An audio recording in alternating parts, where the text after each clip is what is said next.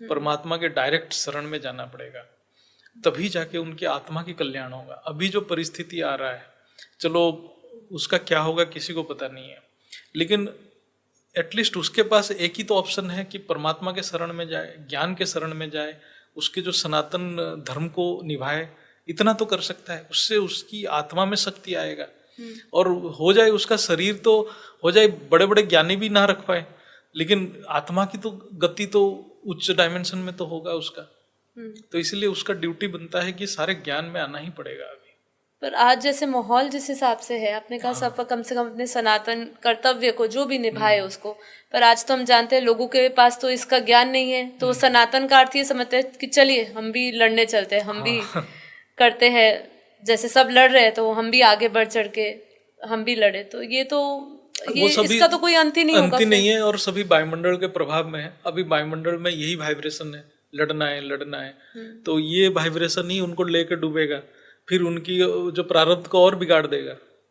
तो उनके मन में ऐसे संकल्प भी नहीं आना चाहिए, तो उनको ज्ञान की तरफ या परमात्मा की तरफ बढ़ना चाहिए। और मेरे हिसाब से कोई भी आत्मा परमात्मा की तरफ बढ़ता है तो वो ज्ञान की तरफ आ ही जाता है, ऐसा नहीं आएगा नहीं। और उसके मन में सद इच्छा है और सच में इच्छा है कि मुझे परमात्मा प्राप्ति हो, तो परमात्मा प्राप्त हो ही जाते हैं। राइट। अब एक चीज, बेसिक चीज लेवल पे पूछना चाहूंगी कि जैसे आपने कहा कि जो न्याय कर रहा है, जो अन्याय कर रहा है, वो तो विधर्म के रास्ते पे है ही, तो वो तो है ही नेगेटिव, उसका तो विकर्म बन ही रहा है, लेकिन जो सहन कर रहा है वो भी उसका भागीदार है, वो भी उसका भी विकर्म बन रहा है। एक्चुअली क्या हो रहा है, जो सहन कर रहा है उसके पास देखो क्या होता है, एक तो वो दुर्बल हो सकता है क्योंकि वो प्रतिकार नहीं कर पा रहा है, इसीलिए वो सहन करने के लिए मजबूर हो रहा है। फिर उसके हमें पास्ट जो 95% क्या कर्म है उसको देखना पड़ेगा, ऐसा क्यों बना वो। जैसे आज भी पाकिस्तान में बहुत हिंदू हैं, बांग्लादेश में बहुत हिंदू हैं जो जिनको मजबूर हैं सहन करने के लिए, वो उसकी प्रतिकार नहीं कर पा रहे हैं।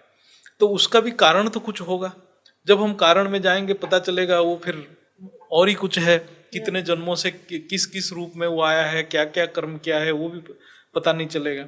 और जिसके पास सामर्थ्य है प्रतिकार करने के लिए, तो उसको तो प्रतिकार करना ही चाहिए यहाँ पर। अगर वो नहीं करता है तो मान लो जो अन्यायी विधर्मी आत्मा है, जो उसकी गति हो रही है, क्या वो जो अन्याय सहन कर रही है उसकी भी वही गति हो सकती है? जैसे कोई आत्मा के पास सामर्थ्य है, उसके पास सामर्थ्य है कि अन्याय को प्रतिकार करे, लेकिन वो नहीं कर रहा है, तो उसका विकर्म बन रहा है। जैसे कि मैं एक उदाहरण